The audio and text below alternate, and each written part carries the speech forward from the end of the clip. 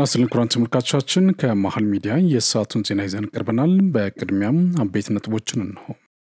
ህወሓት በኢትዮጵያ ምርጫ ቦርድ የተሰጠው የመጨረሻው ማስጠንቀቂያና እግድ ሊያበቃ ጥቂት ቀናት በቀሩበት የፓርቲው ህጋዊ ሰውነት በፕሪቶሪያ ስምምነት መሰረት እንዲመለስለት መጠየቁ ተሰማ። የብሔራዊ መረጃና ደህንነት አገልግሎት ከ110 ሚሊዮን ብር በላይ ግምት ያላቸው የኮንትሮባንድ ዕቃዎች በቁጥጥር ስር እንዲውሉ ማድረጉ አስታወቀ። ብርቱካን ተመስገንን ጨምሮ 16 ግለሰቦች ላይ በኢቢኤስ ቴሌቪዥን የሐሰተኛ መረጃ በማሰራጨት የሽብር ወንጀልን ጨምሮ 3 ክሶች ተመሰረተ። ከውጭ የዶናልድ ትራምፕ አስተዳደር የሚያባራቸው ስደተኞች ለመቀበል ከአሜሪካ ጋር የመጀመሪያ ደረጃ ውይይት ላይ መሆኗን ሩዋንዳ አስታወቀች። ኩራን ተመልካቾቻችን ከመሃል ሚዲያ እነዚህና ሌሎችንም ዜናዎች ይዘን ቀርበናል። ካፍታ በኋላ እንመለሳለን። ዩቲዩብ ቻናሉን ሰብስክራይብ እንዲሚዘቱ ላይክና ሼር በማድረግ የመሃል ሚዲያ ቤተሰብ እንድትሆኑ በአክብሮት እንጋብዛለን። አብራችኑ ነው። ታላቅ የምስራች የትንሳኤ በዓል ምክንያት በማድረግ ከዲኤምሲ ሪል ስቴት ታላቅ ቅናሽ ተዘጋጅቷል። በካሬ 97000 ብር ሲሸጥ የነበረው ወደ 78000 ብር ለተወሰኑ ደንበኞች መቀነሳችንን ስንገልጽ በታላቅ ደስታ ነው። ባለ 1 መኝታ ከ430000 ብር ጀምሮ፣ ባለ 2 መኝታ ከ620000 ብር ጀምሮ፣ ባለ 3 መኝታ ከ750000 ብር ጀምሮ ከ60% የረጅም ጊዜ የባንክ አማራጭ ጋር ማለትም 40% በ2 ዓመት ከ6 ወር ከፍለው ቤቶን የሚረከቡበት። አስተውሉ፣ እኛ ጋር ሲገዙ ቤት ብቻ አይደለም የምንሸጠው፣ የተንጣለለ የመኖሪያ መንደርም ነው። ለልጆ እንዲሁም ለአዋቂ ሁሉንም የሚያገኙበት ግቢ፣ የመዋኛ ገንዳ፣ የልጆች መጫወቻ ሜዳ፣ ላይብረሪ፣ የገበያ ማዕከል፣ ሜዳ ቴኒስ፣ ባይኬሪያ፣ ይህን ሁሉ በአንድ ቦታ የሚያገኙበት ዲኤምሲ ሪል ስቴት። ለበለጠ መረጃ በ0990 274747 ወይም በ094611 2212 ላይ ይደውሉልን።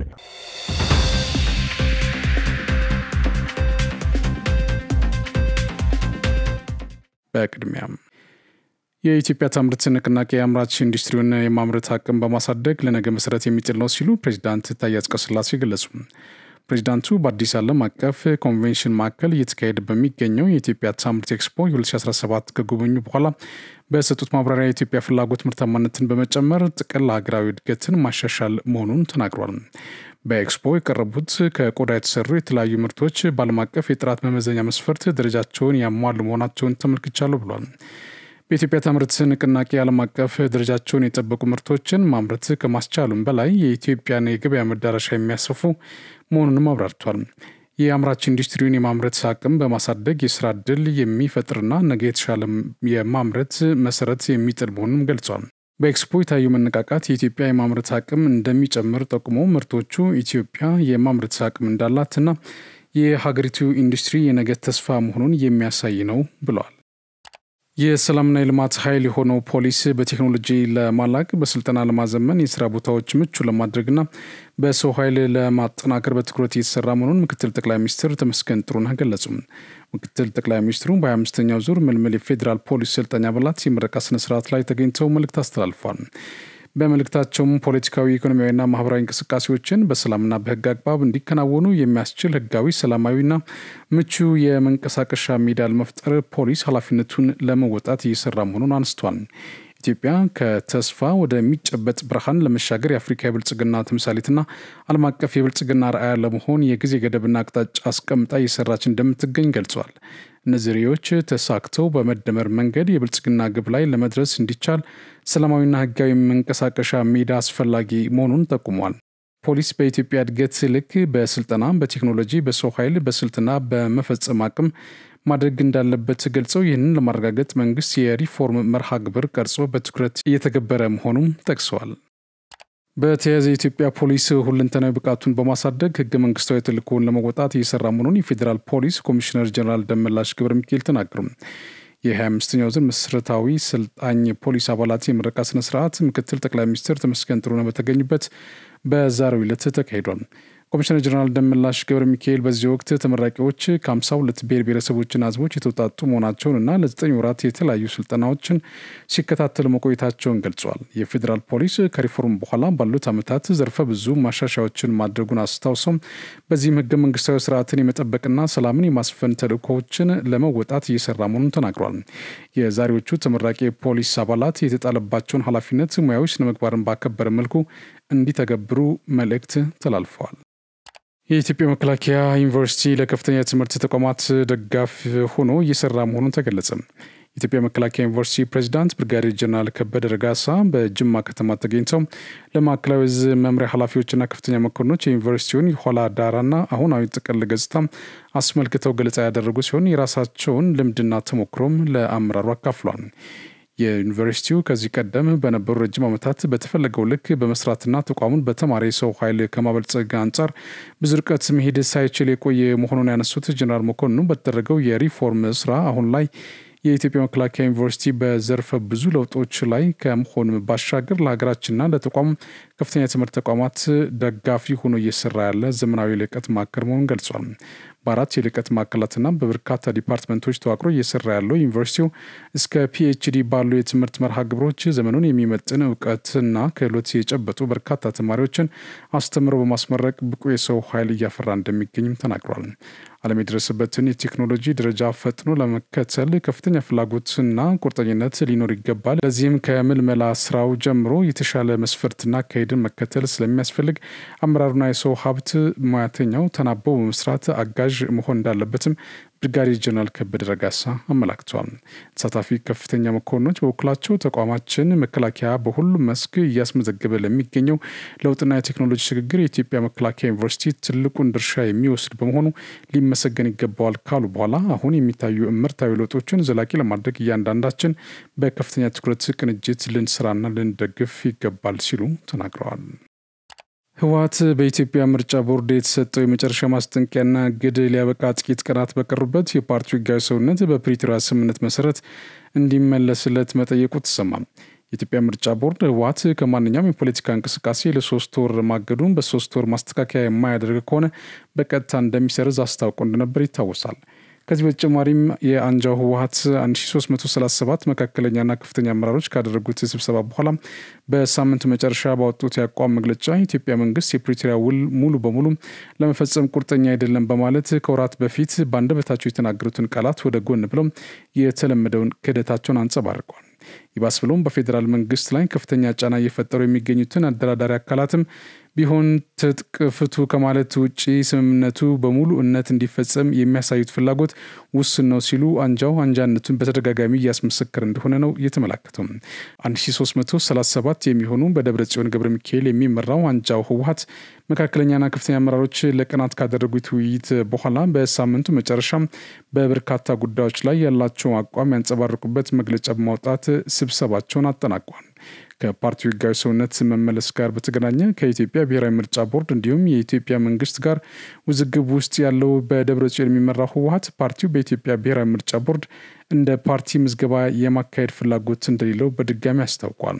የኢትዮጵያ ብሔራዊ ምርጫ ቦርድ ኃይል መሰረት ባደረገ የአመጽ ተግባር ላይ መሳተፍ የሚል ምክንያት በመጥቀስ በ2013 ዓ.ም ህወሓትን ከፓርቲነት ሰርዞ የነበረ ሲሆን ከሰላም ስምምነቱ በኋላ ቦርድ ባለፈው ነሐሴ 3 ቀን 2016 ዓ.ም ህወሓትን የክልል ፓርቲ ሆኖ እንዲንቀሳቀስ በልዩ ሁኔታ የምዝገባና የህጋዊ ሰውነት ማረጋገጫ ምስክር ወረቀት ሰጥቶት እንደነበር ይታወሳል። ይሁንና የተሰጠው ፍቃድ ተከትሎ ሊፈጽማቸው የሚገቡ ተግባራት ባለመከወኑ አንጃው ህወሓት ለ3 ወራት ምንም አይነት ፖለቲካዊ እንቅስቃሴ እንዳያደርግ የኢትዮጵያ ብሔራዊ ምርጫ ቦርድ እግድ ማስተላለፉን፣ ማስተካከያዎች ካልተደረጉ ደግሞ ፓርቲው ከ3 ወራት በኋላ በቀጥታ እንደሚሰረዝ ባለፈው የካቲት 6 ቀን 2017 ዓ.ም አስታውቋል። ይህ ቀነ ገደብ በመጪው ሳምንት ግንቦት 5 ቀን 2017 ዓ.ም የሚጠናቀቅ ሲሆን የምርጫ ቦርድ እስካሁኑ ሂደት የተቃወሙት በሳምንቱ መጨረሻ ስብሰባ ላይ የሰነበቱት የህወሓት ከፍተኛና መካከለኛ አመራሮች የፓርቲው ህጋዊ ሰውነት በፕሪቶሪያ ስምምነት መሰረት እንዲመለስ ሲሉ በውርጋጣ አንደበታቸው ከህግ በላይ ለመሆን ጥረት አድርገዋል። በትግራይ ክልል የሚገኙ 1 ሚሊዮን የሚጠጉ ወጣቶችን ለስልጣኑ ማራዘሚያ ሲል መስዋዕት እንዲሆኑ ያደረገው ይኸው አንጃው የህወሓት ቡድን በምርጫ ቦርድ የተላለፈለትን ውሳኔ ትቶ መካከለኛና ከፍተኛ አመራሮች የፓርቲያችን ህወሓት እውቅና በሚመለከት በትግራይ ህዝብ ልብ ታትሞ ያደረና በትግራይ ህዝብ የሚወሰን መሆኑን እናምናለን ሲል የተለመደውን የጦርነት ነጋሪት ሲጎስም ተሰምቷል። ከዚህ በተጨማሪ እነዚህ የህወሓት መካከለኛና ከፍተኛ አመራሮች በርካታ የግል ጉዳያቸውንና ጥቅማቸውን የሚያረጋግጡበት ጉዳዮች በዳሰሱበት የአቋም መግለጫቸው የፕሪቶሪያው የሰላም ስምምነት በሙሉነት የተገበረ አይደለም ያሉ ሲሆን የውሉ ፈራሚ የሆነው የኢትዮጵያ ፌዴራል መንግስት ለስምምነቱ ትግበራ ቁርጠኛ አልሆነም ሲሉ የተለመደውን የሐሰት ፕሮፓጋንዳቸውን አንጸባርቀውበታል። የህወሓት ካድሬዎች በአቋም መግለጫቸው በእናት ሀገር ኢትዮጵያ ላይ ብሔራዊ ክህደት ፈጽመው ሲያበቁም ውስጣችን ተፈጥሮ በቆየ ብሔራዊ ክህደት ምክንያት በኢትዮጵያ መንግስት በኩል ለስምምነቱ አፈጻጸም ቁርጠኛ አይደለም ሲሉ የማየን ላባየ እንዲሉ የኢትዮጵያ ህዝብን ለማደናገር ሞክረዋል። ቡድኑ አደራዳሪ አካላትን ቢሆን ትጥቅ ፍቱ ከማለት ውጪ ስምምነቱ በሙሉነት እንዲፈጸም የሚያሳዩት ፍላጎት ውስን ነው። እነዚህ ችግሮች ተደራርበው ስምምነቱ እስካሁን በሙሉነት አልተተገበረም እያሉ የትግራይ ህዝብን ዳግም ወደ ጦርነት ለመክተት ጠብር ገፍ እያሉ እንደሆነም ተሰምቷል። ውሸትና የህዝብ ደም ማፍሰስ የማይሰለቻቸው አንጃው የህወሓት ቡድን አባላት የትግራይ ጊዜያዊ አስተዳደር ባወጣው አዋጅ በክልሉ የተቋቋሙ ተቃዋሚ ፓርቲዎች በአቶ ጌታቸው ረዳ የሚመራው ህወሓት ክንፍ አባላት፣ ሲቪክ ተቋማትና ሌሎች የተካተቱበት የትግራይ ጊዜያዊ ምክር ቤት የተቃወሙት እነዚህ ከ1300 በላይ የሚቆጠሩ የህወሓት መካከለኛና ከፍተኛ አመራሮች የህዝብን ህገ መንግስታዊ ስልጣን የሚጥስ እንዲሁም በህዝባችን ላይ የተጫነ ነው ሲሉ ከነሱ የተሻለ እንዲመጣ እንደማይፈልጉ አድርገው ኮንነውታል። ብርቱካን ተመስገን ጨምሮ 16 ግለሰቦች ላይ በኢቢኤስ ቴሌቪዥን የሐሰተኛ መረጃ በማሰራጨት የሽብር ወንጀልን ጨምሮ 3 ክሶች ተመሰረተ። ተከሳሾቹ ዛሬ ከሰዓት በኋላ በፌዴራል ከፍተኛ ፍርድ ቤት ልደታ ምድብ አንደኛ ጸረ ሽብር ወንጀል ችሎት ቀርበው በተፈጸመው የወንጀል ድርጊት እንደየተሳትፏቸው የቀረበባቸው ክስ ተነቦላቸዋል። ጠቅላይ አቃቤ ህግ ዛሬ ክስ የመሰረተባቸው ግለሰቦቹ በአሜሪካና በሀገር ውስጥ የሚገኙ ሲሆን መዓዛ መሐመድ፣ ተስፋዬ ወልደስላሴ ኢቢኤስ ቴሌቪዥን ኃላፊነቱ የተወሰነ የግል ማህበር በአዲስ አበባ ከተማ በተለያዩ ተቋማት የሚሰሩ አመራሮችና ብርቱካን ተመስገንን ጨምሮ 16 ግለሰቦች ናቸው። ከአንደኛ እስከ 6ኛ ያሉ ተከሳሾች በ1996 ዓ.ም በወጣው የወንጀል ህግ አንቀጽ 32 ንዑስ አንቀጽ 1 ሀሌታ ለና የሽብር ወንጀልን ለመከላከልና ለመቆጣጠር በወጣው አዋጅ ቁጥር 1176/2012 አንቀጽ 3 ንዑስ አንቀጽ 1 ለስር የተደነገገውን በመተላለፍ ክስ ቀርቦባቸዋል። ተከሳሾች ለጊዜው በቁጥጥር ስር ካልዋሉ ሌሎች ግብረ አበሮቻቸው ጋር በመሆን የፖለቲካ ዓላማን በኃይል ለማስፈጸም በማሰብ በህገ መንግስት የተቋቋመውን የፌዴራልና የአማራ ብሔራዊ ክልላዊ መንግስትን በኃይል በማስወገድ ስልጣን ለመያዝ፣ ይህ ካልተሳካ ደግሞ መንግስትን በኃይል በማስገደድ ለድርድር እንዲቀመጥ ማድረግ የሚል ዓላማን በመያዝ መንቀሳቀሳቸውን በክሱ ተመላክቷል።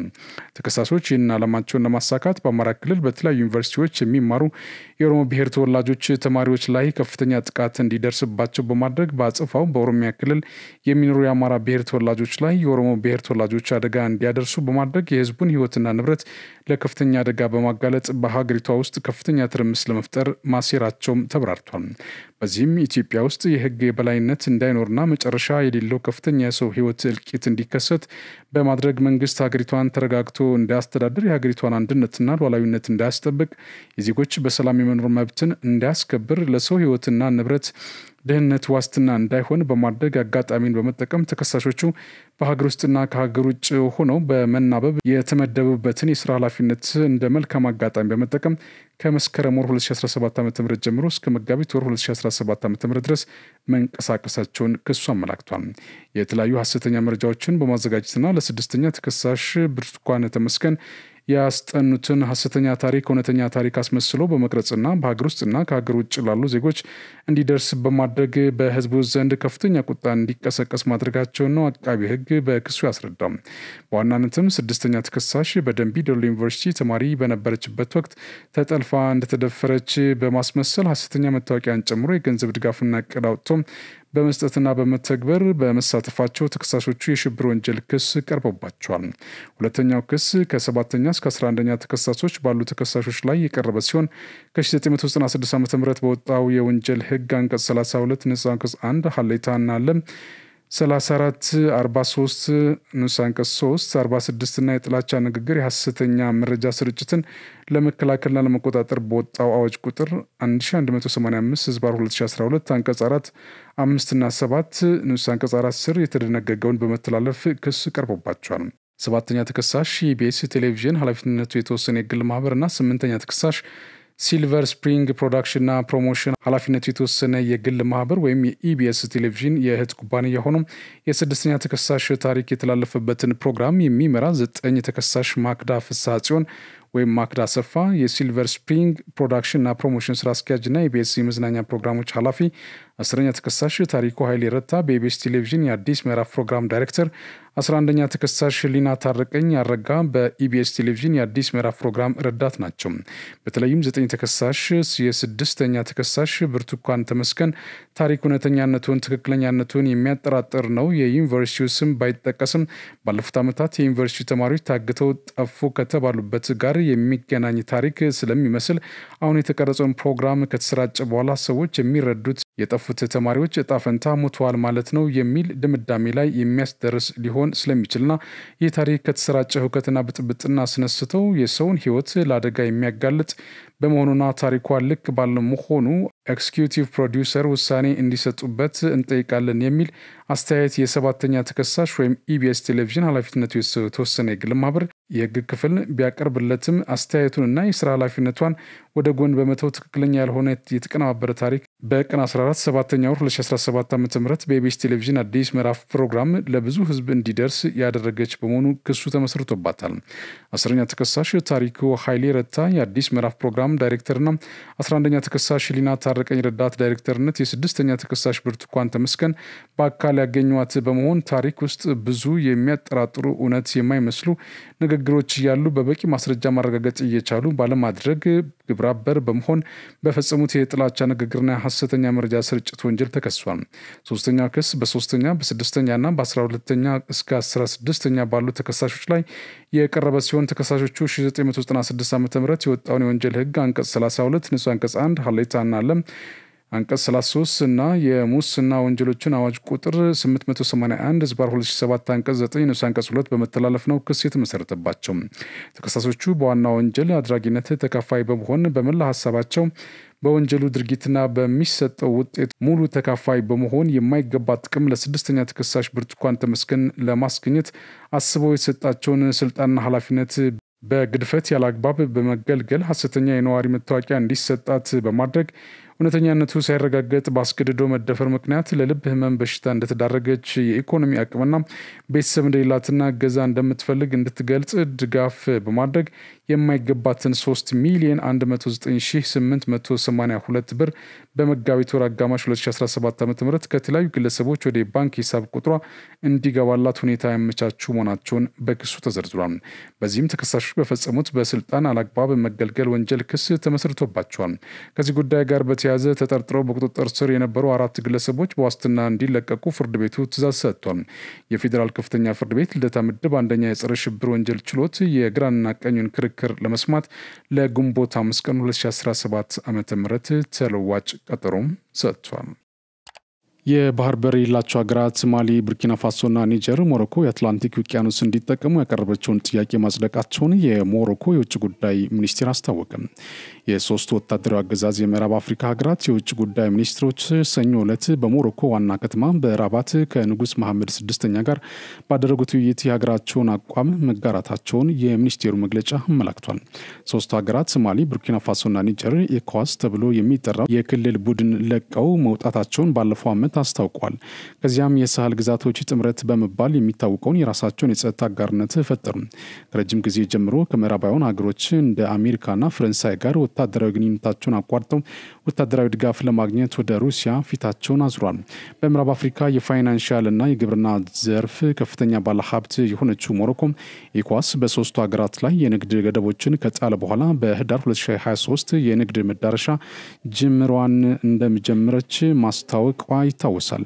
የማሊ ውጭ ጉዳይ ሚኒስትር ከአብዱላይ ዲዮፕ ለመንግስት መገናኛ ብዙሃን እንደተናገሩት የተነሳሽነት የባህር መዳረሻችንን ለማብዛት ምቹ ነው ብሏል። ይህ በእንዲህ እንዳለ የኢትዮጵያ ታሪካዊ ርስት የሆነው የአሰብ ወደብን በጋራ ተጠቃሚነት አብረን እናልማው የተባለው የሻዕቢያው መንግስት የሳውዲ አረቢያ ተቋሚ ሆነውን እባክህን አሰብን አልምተህ ተጠቀም ብሎ ቢያቀርብለት ኢትዮጵያ የማትጠቀምበትና የባለቤትነት ጥያቄ የምታነስበትን ወደብ አልጠቀምም ብሎ ፍላጎቱን ወደ ጅቡቲ መውሰድን ገልጿል። ምንም እንኳን የኢትዮጵያ ርስት የሆነው አሰብ ወደብ በውድም ሆነ በግድ ወደ እናት ሀገሩ ኢትዮጵያ የሚጠቀለል ቢሆንም ቀጠናውን የመበጥበጥ ሱስ ውስጥ ያለው የኤርትራ መንግስት አሁንም ከዲፕሎማሲው ይልቅ ምስራቅ አፍሪካን በሚበጠብጡ ጉዳዮች ላይ መጠመዱን እየወጡ ያሉ መረጃዎች አመላክተዋል። ከሳውዲ አረቢያ የተሰጣቸውን ምላሽ ያበሳጫቸው ፕሬዝዳንት ኢሳያስ አንድ እግራቸውን ጉድጓድ ውስጥ ከተው እንደዚህ አይነት ለነፍሳቸውም ሆነ ለስጋቸው በማይጠቅም ጉዳይ ላይ ሙጥኝ ከሚሉ የኢትዮጵያን ዲፕሎማሲያዊ ጥያቄ አልቀበልም ማለታቸው አልሞት ባይተገዳይ ከመሆን በዘለለ ትርጉም አልባ ልህ መሆኑን የታሪክና ዓለም አቀፍ ግንኙነት ሙያተኞች እየተነተኑ ይገኛሉ። አሁን ቢሆን የኤርትራ ህዝብን ከ30 ዓመታት በላይ ችግር ውስጥ ከተው ታሪካቸውን እንዳበላሹ ከሚኖሩ ከጎረቤት ሀገራት ጋር ያላቸውን ዲፕሎማሲያዊ ግንኙነት ማጠናከርና የዓመታት ጥፋታቸውን መልካም ነገር ሰርተው ቢያካክሱ ለኢትዮጵያውያንም ሆነ ለወንድም ኤርትራ ህዝብም የጋራ ተጠቃሚነት ቢሰሩ የሚል ምክር ሀሳብ እየተሰጠ ይገኛል። የሆነ ሆኖ የኢትዮጵያ ቀይ ባህር ተጠቃሚነት እንዴትም ባለው ሁኔታ መረጋገጡ እንደማይቀር ተንታኞች አስረግጠው ተናግረዋል። እወይ ደረሱ የተባለ የጽንፈኛ ቡድን መሪ በመከታውና በደሳለኝ መካከል ይደረግ ባለው የእርስ በርስ ውጊያ እርምጃ እንደተወሰደበት ተገለጸ። ወይ ደረሱ የተባለ ራሱን የጃውሳ ከፍተኛ አመራር ብሎ የሚጠራው ከመከታው ጋር ተገናኛለ በሚል በባዩ በሚባል የትግል አጋሩ ሲገደል ለምን የተባለ የደሳለኝ ሲያስብ ሸዋ ምክትል ደግሞ ቆስሎ በእስክንድርና በመከታው ኃይል ተማርኳል ተብሏል። እንደ ምንጮች ገለጻ በመከታው ማሞና በደሳለኝ ሲያስብ ሸዋ መካከል የሚደረገው የእርስ በርስ ውጊያ ከቁጥጥር ውጭ ሆኗል ተብሏል። በዚህም በደረጃ በላይ የሚባለውና በፋንታውን ኃይሌ በሚባሉ በከፍተኛ ሁኔታ የተደገፈ የሚገኘው መከታው ማሞ የተሰኘው የጽንፈኛው ኃይል በርካታ የደሳለኝ ሲያስብ ሸዋ ታጣቂዎችን የገደለ ሲሆን በውጊያው ዳዊት ቀጸላና ለማንህ የሚባሉትን የደሳለኝ ምክትሎችን ጨምሮ በርካቶችን ማርኳል ተብሏል። ምንጮች እንዳጋሩት መረጃ ከሆነ በሁኔታው ግራ የተጋቡት የደሳለኝ ሲያስብ ሸዋ ታጣቂዎች ከሸዋ እየወጡ መሸሽ ጀምረዋል ነው የተባለው። ብርጋዴር ጀነራል ተፈራ ማሞን ጨምሮ በርካቶች ከሸዋ ከብልሏል። ሌላው መከታውና ከእስክንድር እየተናበቡ አሁንም የደሳለኝ ተከታይ የሚሏቸውን ታጣቂዎች ከሸዋ ምድር እናጥፋለን በሚል የጀመሩትን እንቅስቃሴ አጠናክረው እንደሚቀጥሉ መፈከራቸውን ቀጥሏል። በአንድ ወቅት መከታው የዘመነ ድብቅ እጆች ከሸዋ ተቆርጠው ይጣላሉ ሲል መደመጡም የዚሁ አካል እንደሆነ መረጃዎች ያደረሱን ምንጮቻችን ይናገራሉ። በተያዘ መረጃ የደሳለኝ ሲያስብ ሸዋ ተከታዮች በመካከላችን አስተኳሻለ በማለት የገዛ ታጣቂዎቻቸውን ከቡድኑ እየለቀሙ በማውጣት አሰቃቂ በሆነ መንገድ መረሸን ጀምሯል። በዚህም እወይ ደረሱ የተባለውን የቡድኑ ከፍተኛ አመራር ጨምሮ ወደ 20 የሚጠጉ ታጣቂዎችን ገድሏል።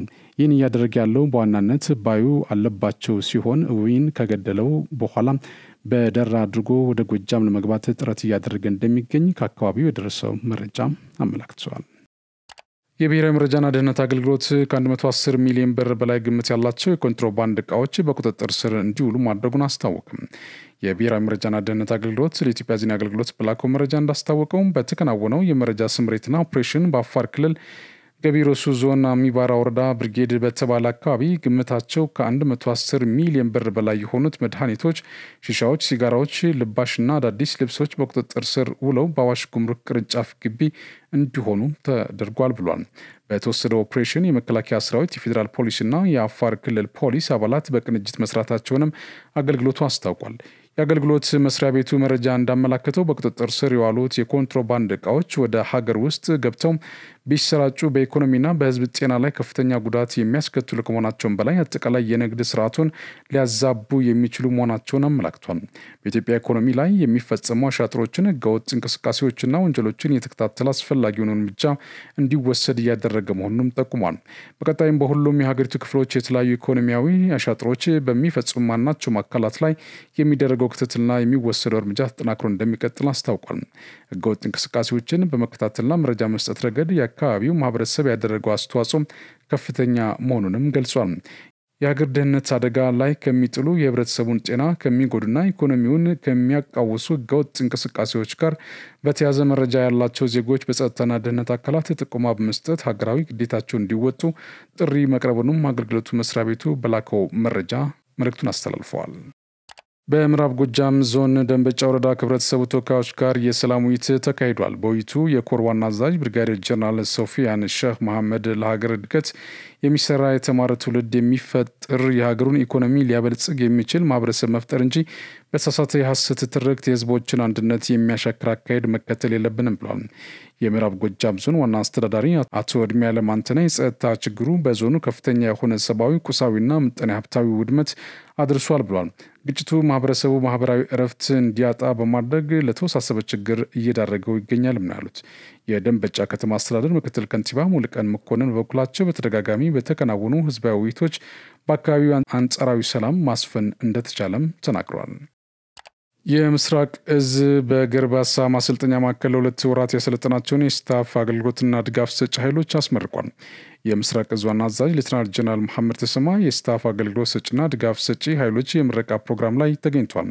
አዛዡ የኢትዮጵያ ሰላም እንቅልፍ የሚነሳቸው ታሪካዊ ጠላቶቻችን የውስጥ ባንዳዎች ተሳስረው ሀገራችንን ለመበተን የከፈቱብንን ዘመቻ በፍጹም ጀግንነትና ድል አድራጊነት መክተን የህዝባችንን ሰላም በማስቀጠል እየተጋን እንገኛለን ብሏል። ትላንት መንግስታችንና ተቋማችን የሰጡን ሀገራዊ ተልዕኮ ከሌሎች የተቋሙ ክፍሎች ጋር በመሆን በታላቅ ወታደራዊ ዲሲፕሊን ተወጥተናል ያሉት ሌተናል ጀነራል መሐመድ ተሰማ ዛሬም በየአካባቢው የጥፋት ተልዕኮ አንግበው ህዝባችንን ለሰቆቃና እንግልት ሀገራችንም ለብተና ከአንድ ጦርነት አዙሪት ወደ ሌላኛው ጦርነት እንድንገባና እርስ በርስ እንድንፋጅ አጀንዳ እየቀያየሩ አንዴ በብሔር በፖለቲካ ሌላ ጊዜ ደግሞ በሃይማኖት ሽፋን በሰው ደም የሚነግዱትን ሰራዊታችን ከያሉበት እያደነ ህልማቸውን እያከሸፈ የገባውን ቃል ኪዳን አክብሮ ሀገሩን ጠብቆ ሰላሙን እያጸና ይገኛል ብለዋል። እዛችን በሰፊ የግዳጅ ቀጠና በርካታ ውስብስብ ግዳጆችን ከሌሎች የተቋም ክፍሎች ተቀናይቶ እየፈጸመ ድልም እያስመዘገበ ይገኛል ያሉት ዋና አዛዡ ይህን ውጤት ሊመጣ የቻለው በስልጠና ላይ የነበረውና በግዳጅ ላይ የሚገኝ አመራር ተገቢውን አመራር በመስጠት በየዘርፉ የተሰማራው ስታፍ ሙያተኛ ሙያው የሚጠይቀውን ተግባር በጊዜ በቦታ ተደራሽ ማድረግ በመቻሉና ከሙያዊ ድጋፍ ባሻገርም እንደ ወታደር መስዋዕትነት ጭምር እየከፈለ ባከናወነው አኩሪ ተግባር ነው ሲሉ ገልጿል። ሌተናል ጀነራል መሐመድ ተሰማ እዛችን በተሰማራበት የምስራቅ ቀጠና ከውስጥና ከውጭ የጸጥታ ስጋት ነጻ ማድረግና በአማራ ክልል ከጊዜ ወደ ጊዜ የተሻሻለ የመጣውን ሰላም ለማጽናት ክልሉ ሙሉ በሙሉ ወደ መደበኛ ተግባሩ እንዲመለስ ከባለድርሻ አካላት ጋር ተቀናይተን መስራት ቀዳሚ ተግባራችን ነው ሲሉ ተናግረዋል። በግዕዝ ቋንቋ የተጻፉ ስራዎችን በመተርጎም ለሀገራዊ ጥቅም ለማዋል ጥረት እየተደረገ መሆኑን የወሎ ዩኒቨርሲቲ ገለጸ። ኢትዮጵያ ቤተ መዛግብትና ቤተ መጻሕፍት አገልግሎት ከወሎ ዩኒቨርሲቲ ከክልሉ ባህልና ቱሪዝም ቢሮ ጋር በመተባበር 8ኛው የግዕዝ ጉባኤ በወሎ ዩኒቨርሲቲ እያካሄደ ነው። በመድረኩ ላይ ንግግር ያደረጉት የወሎ ዩኒቨርሲቲ አካዳሚክ ጉዳዮች ተወካይ ምክትል ፕሬዚዳንት ዶክተር ብርሃን አስማሜ ዩኒቨርሲቲው የግዕዝ ቋንቋን በመጀመሪያ ዲግሪ ደረጃ ትምህርት የሰጠ መሆኑን ገልጸዋል። የግዕዝ ቋንቋ ከኢትዮጵያ አልፎ አሁን ላይ በተለያዩ የዓለም ሀገራት የስልጣኔ ምንጭ እየሆነ መምጣቱን ጠቁሞ ዩኒቨርሲቲው በጥናትና ምርምር ጭምር በቋንቋው የተጻፉ ስራዎችን በመተርጎም ለሀገራዊ ጥቅም ለማዋል እየሰራ ይገኛል ብሏል። በአዲስ አበባ ዩኒቨርሲቲ የጥናትና ምርምር ተቋም ዳይሬክተር ዶክተር ዮሐንስ አደገ የግዕዝ ቋንቋ ታሪክን ለማወቅና ለማጥናት ለስነ ፈለግ፣ ለስነ ምድር፣ ለስነ ሕክምና፣ ለስነ ምርምርና ሌሎችም ስራዎች ትልቅ አበርክቶ እንዳለው አስረድቷል። በዓለም ላይ ከሚገኙ ጥንታዊና የደረጃ ስርዓተ ጽሕፈት ካላቸው ቋንቋዎች መካከል ግዕዝ አንዱ መሆኑን ጠቁሞ ለዓለም እያበረከተ ያለውን አስተዋጽኦ በጥናት በማስደገፍ መሰነድና ለትውልድ ማስተላለፍ ይገባልም ብሏል። የኢትዮጵያ ቤተ መዛግብትና ቤተ መጻሕፍት አገልግሎት ዋና ዳይሬክተር የኮኖ አምላክ መዝገቡ የኢትዮጵያ ቋንቋዎች ተጠብቀው አድገውና ተስፋፍተው ለትውልድ እንዲተላለፉ በተለይም የከፍተኛ ትምህርት ተቋማት ድርብ ኃላፊነት እንዳለባቸው አስገንዝበዋል። በዚህ ረገድ የወሎ ዩኒቨርሲቲ ያደረገ ላለው አስተዋጽኦ አድንቀው የኢትዮጵያ እምቅ ሀብቶች ለማሳደግ በጋራ መስራት ይገባናል ብሏል። የግዕዝ ቋንቋን መጠበቅና ማስፋት የኢትዮጵያን ታሪክ፣ ስነ ጥበብ፣ ስነ ጽሁፍ፣ ስልጣኔና እድገት ትውልዱ መረዳት እንዲችል መስራት አስፈላጊ ስለመሆኑም አነስቷል። በተለያዩ ዩኒቨርሲቲዎች የግዕዝ ቋንቋ ከመጀመሪያ እስከ 3ኛ ዲግሪ እየተሰጠ መሆኑን ጠቁሞ በቋንቋው የተጻፉ ጥንታዊ ጽሁፎችን በቤተ መጻሕፍት በማስቀመጥ በተለያዩ ቋንቋዎች በመተርጎም ህብረተሰቡ እንዲረዳቸው ለጥናትና ምርምር እንዲውሉ እየተደረገ መሆኑንም ገልጿል።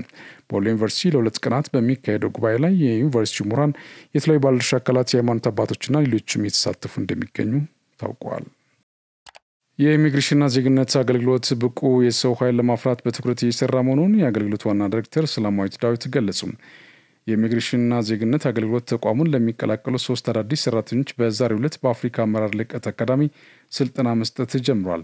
የኢሚግሬሽንና ዜግነት አገልግሎት ዋና ዳይሬክተር ሰላማዊት ዳዊት ስልጠናውን ባስጀመሩበት ወቅት ተቋሙ ሀገራዊ ለውጡን ተከትሎ ሁለንተናዊ ሪፎርም እያካሄደ እንደሚገኝ አስታውቋል። ተቋሙ ቀልጣፋ፣ ደህንነቱና ጥራቱን የተጠበቀ አገልግሎት ለመስጠት የሚያስችሉ ዘመናዊ አሰራሮችን እየዘረጋ መሆኑንም ጠቅሷል። ከዚህ ባሻገር አገልግሎቱን ለማሳለጥ ብቃት ያለው የሰው ኃይል ማሟላት አስፈላጊ መሆኑን በመረዳት በሰው ኃይል ልማት ላይ በትኩረት እየተሰራ መሆኑን ተናግሯል። በዚህም የነባር ሰራተኞችን አቅም ማጎልበት ጨምሮ ተቋሙን እንደ አዲስ የማደራጀት ስራ መከናወኑን አንስቷል። አገልግሎቱ ተቋሙን ለሚቀላቀሉ 300 ሰራተኞች በአፍሪካ አመራር ልቀት አካዳሚ ስልጠና መስጠት መጀመሩን ተናግሯል። ስልጠናው በተቋሙ አጠቃላይ የአሰራር ስርዓትና አገልግሎት አሰጣጥ እንዲሁም በዲፕሎማቲክ ፕሮቶኮል ላይ ያተኮረ እንደሆነም አመላክቷል። አንዲት እናት በአንድ ጊዜ 3 ልጆች መገላገሏ ተሰማም። በደቡብ ኢትዮጵያ ክልል ጋሞ ዞን ጋርዳ ማርታ ወረዳ የጋርሳ ጋርዳ ቀበሌ ነዋሪ የሆነችው ወይዘሮ መሰለች አዞጎ የተባለችው እናት በአንድ ጊዜ 3 ልጆችን በሰላም ተገላግላለች። ወይዘሮ መሰለች በአንድ ጊዜ 3 ሴት ልጆችን ነው የተገላገለችው። ወይዘሮ መሰለች ኦዞጎ ከዚህ በፊት የ4 ልጆች እናት መሆኗ የተገለጸ ሲሆን አሁን የ7 ልጆች እናት መሆኗን ችላለች። በአሁኑ ሰዓት እናትና የተወለዱት 3 ህጻናት በመልካም ጤንነት ላይ እንደሚገኙም ተገልጸዋል። ታላቅ የምስራች የትንሣኤ በዓል ምክንያት በማድረግ ከዲኤምሲ ሪል ስቴት ታላቅ ቅናሽ ተዘጋጅቷል። በካሬ 97000 ብር ሲሸጥ የነበረው ወደ 78000 ብር ለተወሰኑ ደንበኞች መቀነሳችንን ስንገልጽ በታላቅ ደስታ ነው። ባለ 1 መኝታ ከ430000 ብር ጀምሮ፣ ባለ 2 መኝታ ከ620000 ብር ጀምሮ፣ ባለ 3 መኝታ ከ750000 ብር ጀምሮ ከ60% የረጅም ጊዜ የባንክ አማራጭ ጋር ማለትም 40% በ2 ዓመት ከ6 ወር ከፍለው ቤቶን የሚረከቡበት። አስተውሉ፣ እኛ ጋር ሲገዙ ቤት ብቻ አይደለም የምንሸጠው፣ የተንጣለለ የመኖሪያ መንደርም ነው። ለልጆ እንዲሁም ለአዋቂ ሁሉንም የሚያገኙበት ግቢ፣ የመዋኛ ገንዳ፣ የልጆች መጫወቻ ሜዳ፣ ላይብረሪ፣ የገበያ ማዕከል፣ ሜዳ ቴኒስ፣ ባይክ ኤሪያ፣ ይህን ሁሉ በአንድ ቦታ የሚያገኙበት ዲኤምሲ ሪል ስቴት። ለበለጠ መረጃ በ0990 274747 ወይም በ094611 2212 ላይ ይደውሉልን። ይጀና በቀጥታ የሚተላለፍላችሁ ከመሃል ሚዲያ ነው። ወደ ዜና አልፋለሁ። የዶናልድ ትራምፕ አስተዳደር የሚያባራቸው ስደተኞች ለመቀበል ከአሜሪካ ጋር የመጀመሪያ ደረጃ ውይይት ላይ መሆኗን ሩዋንዳ አስታወቀች። የሩዋንዳ ውጭ ጉዳይ ሚኒስትር ኦሊቪየር ኑዱንግሪዮ እንዳሉት ከዚህ ቀደም ሩዋንዳ ከዩናይትድ ኪንግደም የሚባረሩ ስደተኞችን ለመቀበል ውይይት ስታደርግ ስለነበረ አሁን ከአሜሪካ ጋር የሚደረገው ውይይት እንግዳ ነገር አይደለም። የአሜሪካ የውጭ ጉዳይ ሚኒስትር ቤት ኃላፊ ማርኮ ሩቢዮ ባለፈው ወር ባደረጉት ንግግር አሜሪካ በጣም መጥፎ የሆኑ ሰዎችን የምታቆይበት አገራት እየፈለገች መሆኗን ተናግሮ ነበር። ዩናይትድ ኪንግደም ወደ ሩዋንዳ ስደተኞችን ለመላክ ያደረገችው ሙከራ በፍርድ ቤት ጥያቄ ስለተነሳባት የሰር ኪር ስታርመር ሌበር ፓርቲ ምርጫ ካሸነፈ በኋላ እቅዱ ሳይሳካ ቀርቷል። የሩዋንዳ የውጭ ጉዳይ ሚኒስትር ኦሊቪየር ኑዱንግሪዮ በቴሌቪዥን ቀርበው እንዳሉት መንግስታቸው በመላው ዓለም ችግር ለሚገጥማቸው ስደተኞች ሁለተኛ እድል መስጠት ይፈልጋል። ከአሜሪካ ጋር የሚደረገው ውይይት የመጀመሪያ ደረጃ ላይ እንደሆነና ውጤትም ለመተንበይ እንደማይቻል አክሏል። ትራምፕ የምርጫ ቅስቀሳ ሲያደርጉ ቃል እንደገቡት ስልጣን ከያዙ በኋላ ሰነድ አልባ ስደተኞችን ከአሜሪካ ማባረርና ዋነኛ አስተዳደራቸው ትኩረት አድርገውታል። ከወራት በፊት ኤልሳልቫዶር አሜሪካውያን ዜጎችን ጨምሮ ከአሜሪካ የሚባረሩ ወንጀለኞችን በግዙፍ እስር ቤት ለማቆየት ጥያቄ አቅርባ ነበር። የኤልሳልቫዶር ፕሬዚዳንት ናይብ ቡኩሌ እንዳሉት ለዚህ አገልግሎት ሀገራቸው የሚከፈላት ይሆናል። ፓናማና ኮስታ ሪካም ከአሜሪካ የተባበሩት ስደተኞች ተቀብሏል። ባለፈው ሳምንት ስማቸው ያልተጠቀሰ የሩዋንዳ ባለስልጣን ከአሜሪካ የሚባረሩ ስደተኞችን ለመቀበል ዝግጁ መሆናቸውን ተናግሯል። ከአንድ ወር በፊት ኢራቃዊ ስደተኛን መቀበላቸው ይታወሳል። እኚህ ባለስልጣን ከአሜሪካ ጋር ውይይት የተጀመረው ትራምፕ ስልጣን መያዛቸውን ተከትሎ መሆኑን ጠቁሟል። ሩዋንዳ በሰብአዊ መብት አያያዝ ትችት ይሰነዘርባታል። ወደ ሩዋንዳ የሚወሰዱ ስደተኞች ወደ መጡበት ሀገር በግዳጅ እንደሚመለሱና ለእንግልት እንደሚዳረጉም የመብት ተሟጋቾች ሲናገሩ ቆይቷል።